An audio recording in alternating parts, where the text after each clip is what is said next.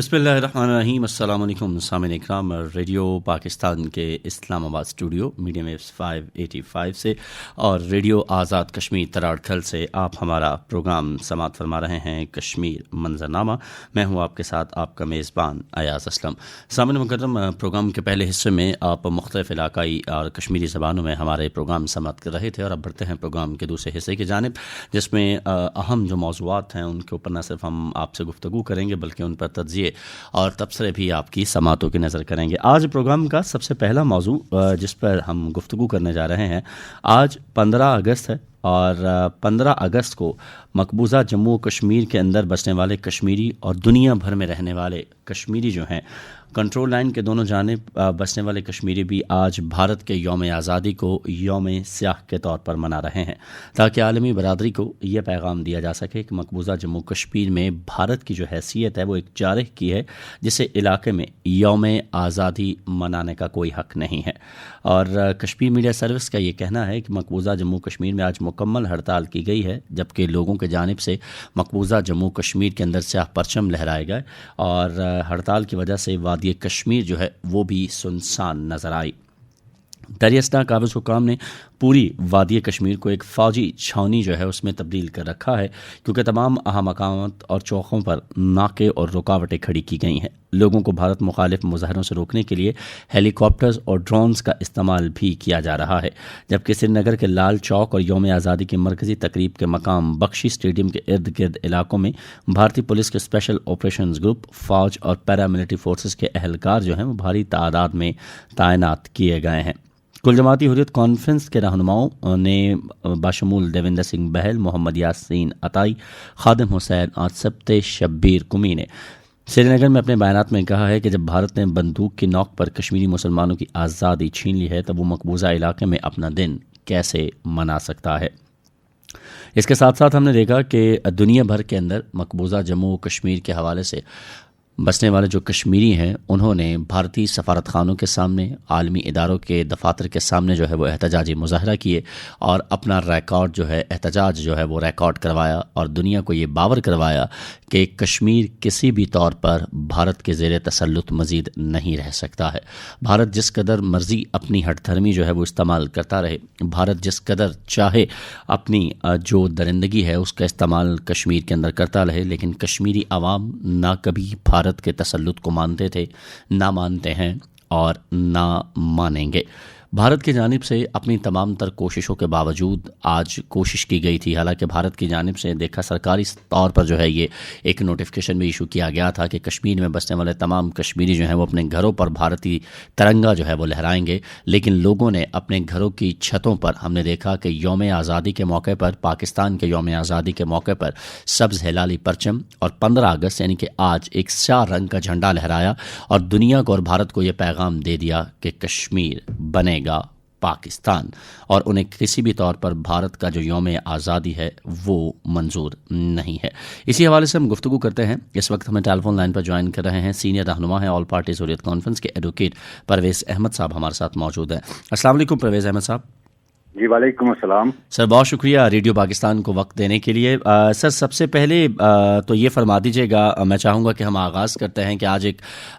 اسلام آباد کے اندر ایک واک کا جو ہے وہ اہتمام کیا گیا، بھارت کے یوم آزادی کو یوم سیاہ کے طور پر منانے کے لیے کشمیری جو ہے انہوں نے اپنا احتجاج جو ہے وہ ریکارڈ کروایا، اور ہم نے یہ دیکھا کہ کل جماعتی حریت کانفرنس کی جانب سے اسلام آباد شاخ جو ہے اس نے سیاہ جھنڈے اٹھا کر بھارت کے جو ہائی کمیشن ہے اس کے سامنے ایک احتجاجی مظاہرہ کیا۔ سر، پہلے میں چاہوں گا اس حوالے سے اگر آپ ہمارے سامعین کو بتا سکے کون کون سے رہنما شریک تھے اور بنیادی مقصد اس واک کا جو ہے وہ کیا تھا، پھر میں اگلے سوال کی جانب جاتا ہوں۔ جی بسم اللہ الرحمن الرحیم، آپ کا بہت بہت شکریہ۔ آج کل جماعتی حریت کانفرنس کی کال پہ مقبوضہ کشمیر، آزاد کشمیر، اسلام آباد، جہاں کہیں بھی کشمیری مقیم ہے، انہوں نے آج بھارت کے یوم جمہوریہ کو یوم سیاہ کے طور پہ منایا، کیونکہ کشمیری یہ سمجھتے ہیں کہ 1947 میں جب دو ممالک ڈیکالونائز ہو گئے، پاکستان اور انڈیا، ان دو ممالک کو آزادی مل گئی، اس کے برعکس ایک آزاد مملکت تھی جو ایک خود مختار ریاست تھی، ریاست جموں و کشمیر، اس کو ہندوستان نے کالونی بنایا۔ آزاد کشمیر میں اسی حوالے سے آزاد کشمیر شاک حریت کانفرنس کی آزاد کشمیر شاک نے ایک احتجاجی مظاہرہ جو تھا اسلام آباد میں اس کا انعقاد کیا، جو واک کی شکل میں انڈین ہائی کمیشن کا جو انٹرنس ہے ادھر تک گئے اور وہاں پہ انہوں نے ہندوستانی پرچم کو نظر آتش کرتے ہوئے اپنی نفرت کا اظہار کیا، کیونکہ کشمیری یہ سمجھتے ہیں کہ اس ملک کو اپنی یوم آزادی منانے کا کوئی حق نہیں ہے، جنہوں نے ایک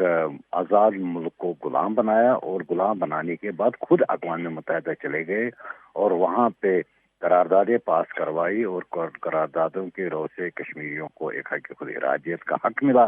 اور نہ صرف یہ کہ بلکہ ان کے جو اس وقت کے وزیر اعظم تھے جناب جواہر لال نہرو صاحب، اس نے سری نگر میں بیان دیا اور وہاں پہ ایک پبلک جلسے میں خطاب کرتے ہوئے کہا کہ ہم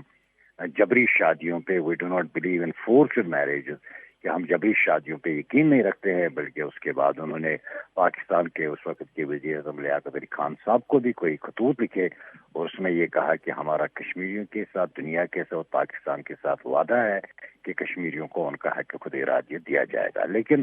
77 سال گزرنے کے باوجود کشمیری اپنے اس حق کے لیے مسلسل جدوجہد کرتے رہے، لیکن ہندوستان نے ایک بہانے اور دوسرے بہانے سے ان کو ایک لالی پاپ دیا کہ ٹائم گزارتا گیا اور حق خود ارادیت کا جو ان کو حق ہے جس کو انہوں نے تسلیم کیا ان کو وہ حق نہیں دیا گیا، بلکہ ان کے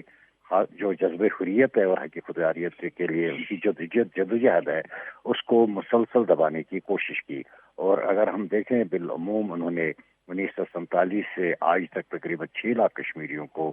شہید کیا اور بالخصوص پچھلے 30 سالوں میں 1 لاکھ سے زیادہ کشمیری شہید کیے گئے۔ گویا کہ ہندوستان نے مقبوضہ کشمیر میں بھی اپنی طرف سے بھرپور کوشش کی کہ بندوقوں کے سائے تلے ایک حق یہ جو ہے ان کا آزادی کا دن منایا جائے۔ اس حوالے سے انہوں نے بخشی اسٹیڈیم میں ایک تقریب بھی کی اور اس تقریب میں انہوں نے بندوق کی نوک پر اسکول کے اساتذہ، اسکول کے بچوں کو، سرکاری ملازموں کو وہاں لایا اور ایک تاثر دینے کی کوشش کی کہ وہ بھارت کا یہ جو یوم آزادی ہے اس کو جوش و خروش سے منایا گیا، لیکن کشمیریوں نے اس کا مکمل بائیکاٹ کیا اور اس پروگرام میں کسی قسم کی شرکت نہیں کی، بلکہ سراپا احتجاج رہے۔ جبکہ کل ہم نے دیکھا یوم آزادی پاکستان کے موقع پہ مقبوضہ کشمیر میں مختلف جگہوں پہ پاکستان کے جھنڈے لہرائے گئے، خوشی کا اظہار کیا گیا، جس سے ایک واضح پیغام ہندوستان کو دیا گیا ہے کہ وہ ہندوستان کے ساتھ نہ کبھی تھے اور نہ کبھی رہیں گے۔ بلکہ کل کے جو خوشی کا موقع تھا اس وقت انہوں نے یہ پیغام دنیا کو دیا کہ ابھی ہم تک ملے پاکستان کی ابھی جدوجہد میں جاری اور ساری ہے۔ جس دن کشمیر آزاد ہوگا اور مملکت پاکستان کا حصہ بنے گا اس دن کشمیری حقیقی طور پہ خوشی منائیں گے۔ کیونکہ بات یہ ہے کہ آبادی حریت کانفرنس آزاد کشمیر شاک نے چونکہ جو اسلام آباد میں احتجاج کیا اس میں کل جماعتی حریت کانفرنس کے وہ تمام نمائندگان جو یہاں پہ مختلف تنظیموں کے نمائندگان تھے وہ اس میں شامل ہوئے۔ اس میں پاکستان کی سول سوسائٹی اور پاکستانی عوام، جرنلسٹ اور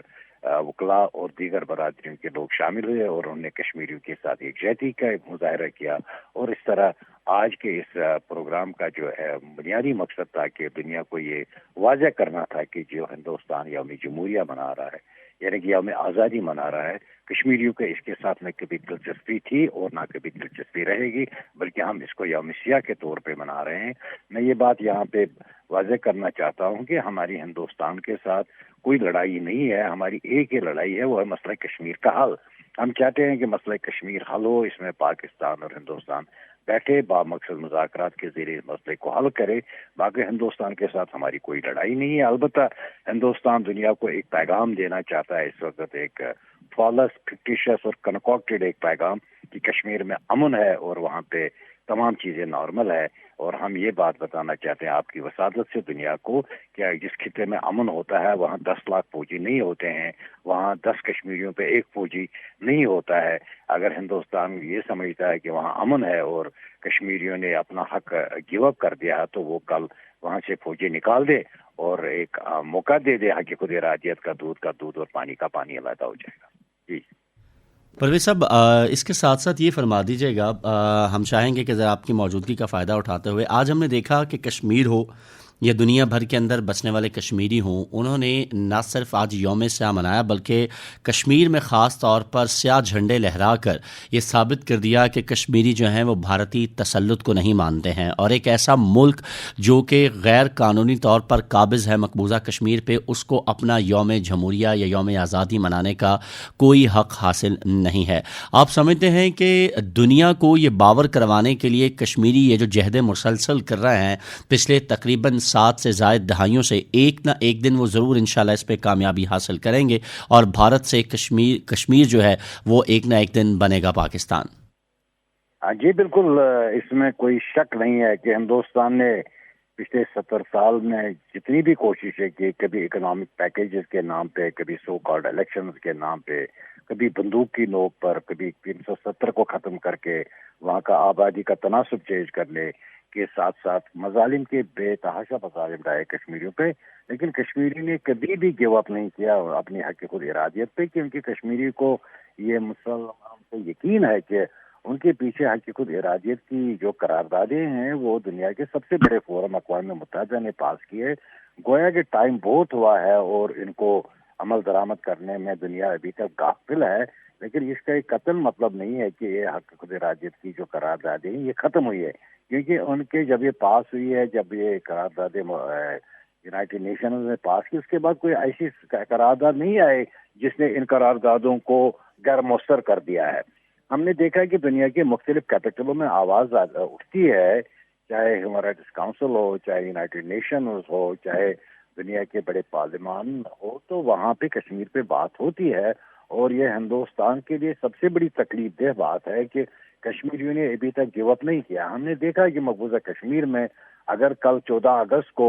کشمیریوں نے سیاہ پرچم لہرائے تو ہندوستان کو انہوں نے ایک واضح پیغام دیا ہے کہ اتنے مظالم کے باوجود بھی وہ ہندوستان کے ساتھ نہیں رہنا چاہتے ہیں، اور یہ بات ہمیں ہسٹری یہ ریکارڈ پہ ہم رکھنا چاہتے ہیں کہ یہ جو تحریکیں ہوتی ہیں، جن کی جو نظریاتی تحریکیں ہوتی ہیں، جن کی ایک ہسٹری ہوتی ہے، تو وہ اتنی آسانی سے دبائی نہیں جا سکتی ہے۔ ہم نے دیکھا 3-4 نسلیں کشمیریوں نے آج تک شہید کروائی ہے، قربان ہو گئے اس تحریک میں، عصمتیں لوٹی ہے۔ یہ کیسے ممکن ہے کہ کشمیر کا ہر گھر متاثر ہے اور وہ ہندوستان کے کسی فریب میں آ کر ہندوستان کے ساتھ جائے گا؟ اس لیے ہم اس پہ مطمئن ہے کہ وقت تو بالکل گزر گیا ہے، بہت سارا وقت گزر گیا ہے، بہت مشکلات ہے کشمیری عوام میں، لیکن کشمیری یہ سمجھتے ہیں کہ حق خود ارادیت کے حصول کے بغیر یہ ممکن ہی نہیں ہے کہ کشمیر میں امن قائم ہو یا کشمیر میں کوئی ترقی کا دور ہو۔ اور دنیا کا بھی کنسرن ہے، ہم کہتے ہیں کہ بے شک دبے لفظوں میں ہی ہندوستان کو کہا جاتا ہے، کہا جا رہا ہے کہ آپ مسئلہ کشمیر کے حوالے سے پیش رفت کریں، بلکہ کل میں یہ بات کہوں گا کہ ہندوستان کے سپریم کورٹ میں جو آج کل پٹیشن چل رہی ہے 370 اور 35A کے حوالے سے، وہاں پہ بھی کشمیر ڈسکس ہو رہا ہے، اور وہاں پہ یہی ایشو ہے کہ کیا ہندوستان کے ساتھ کشمیریوں نے مکمل انضمام کیا تھا مہاراجہ نے، یا یہ ایک الحاق تھا؟ وہاں پہ بھی یہ بات واضح ہو رہی ہے کہ کشمیریوں نے کوئی الزام نہیں، انہوں نے بے شک مہاراجہ نے فوج جب ہندوستان نے وہاں پہ اتاری تھی اور بندوق کی نوک پر اس سے ایک ایگریمنٹ سائن کروایا گیا تھا، لیکن اس ایگریمنٹ کی جو آج وہ ڈسکشن کی جب بنیاد بن رہا ہے ہندوستان کی سپریم کورٹ میں، جب آرٹیکل 370 ڈسکشن کی بنیاد بن رہا ہے، جب دنیا میں کشمیر کے حق خود ارادیت کی بات ہوتی ہے، اس کا مطلب ہے یہ مسئلہ اس وقت دنیا کی نظروں میں ہے، اس پہ ڈسکشن بھی اور حل طلب معاملہ ہے۔ اور ہم علاوہ ازیں میں یہ بات کرنا چاہتا ہوں کہ جو قومیں فیصلہ کرتی ہیں ہمیں آزادی لینی ہے، ان کو روکا نہیں جا سکتا۔ ہم نے دیکھا کہ دنیا کے نقشے پہ یونائٹڈ نیشنز کے قیام کے بعد درجنوں نئے ممالک وجود میں آئے اور وہ بھی جدوجہد کے نتیجے میں آئے، تو اس لیے کشمیریوں کو اس حوالے سے کوئی مایوسی نہیں ہے۔ بے شک ظلم تو ہے، ظلم کے خلاف وہ سراپا احتجاج ہے، لیکن وہ بالکل مایوس نہیں ہے کہ وہ ان کو حق خود ارادیت کا حق نہیں ملے۔ سر، آپ نے بڑی خوبصورت گفتگو کی، خاص طور پر آخری جملہ جس کا آپ نے کہا کہ کشمیریوں کو کبھی بھی بھارت جو ہے وہ اپنے زیر تسلط اس بات پر آمادگی کا اظہار نہیں کرے گا، اور کشمیری کبھی بھی مایوس نہیں ہوں گے اپنی اس جد و جہد آزادی کو لے کے۔ ہم پاکستان ہندوستان کی بھی بات کریں تو 200 سال سے تقریباً زائد عرصہ جو ہے ہم نے دیکھا برطانوی راج یہاں مسلط رہا، لیکن آخر کار آزادی جو ہے وہ پاکستان کو نصیب ہوئی، بھارت جو ہے وہ وجود میں آیا۔ لیکن اب آپ یہ سمجھتے ہیں کہ 7 دہائیوں سے زائد کا عرصہ گزرنے کے بعد جب مقبوضہ جموں کشمیر کی عوام کی چوتھی نسل جو ہے آلموسٹ وہ اس وقت جوان ہو رہی ہے، اور وہ ظلم و ستم کے یہ پہاڑ دیکھتے آ رہی ہے، کس طریقے سے ان کے والدین کے ساتھ جو سلوک کیا جاتا ہے، ان کے بڑے بھائیوں کے ساتھ، ان کے خواتین کے ساتھ جو سلوک کیا جا رہا ہے، جب آپ بچوں کے سامنے اس طرح کا سلوک کرتے ہیں تو یہ ایک الٹیمیٹلی انسانی فطرت ہے کہ آگے ریزسٹ ہوتا ہے۔ تو جب یہ جوان بڑے ہوتے ہیں تو اس وقت پھر آپ وہ بھارتی فورسز کے آگے ریزسٹ کرتے ہیں۔ برہان مظفر وانی کا مثال ہمارے سامنے شہید جو ہیں ان کے موجود ہے، اس کے ساتھ ساتھ درجنوں ایسے واقعات ہمارے سامنے موجود ہیں کہ جہاں پر بھارتی فورسز نے جو ہے وہ ان کے سامنے ان کے والدین کو، ان کے لوگوں کو نشانہ بنایا، اور اب جب وہ ریزسٹ کرتے ہیں تو آپ ان کو مجاہدین ڈکلیئر کر کے ان کو یا تو شہید کر دیا جاتا ہے یا ان کو جو ہے وہ آپ عمر قید کی سزائیں سنا کے جیلوں میں قید کر دیتے ہیں۔ سر یہ کہاں کا آخر انصاف ہے؟ دیکھیں جی، بات بالکل آپ کی صحیح ہے کہ دیکھیں ہندوستان کشمیریوں کو خود ریڈیکلائز کر رہا ہے۔ بات یہ ہے کہ جب آپ کسی قوم کو اس کی آزادی اظہار کی بات چھین لیتے ہیں، انہیں اپنا جو اب بات کرنے نہیں دیتے ہیں، انسانی حقوق پہ بات نہیں کرنے دیتے ہیں، ظلم ان کے ساتھ ہو رہا ہے اس پہ بات نہیں کرنے دیتے،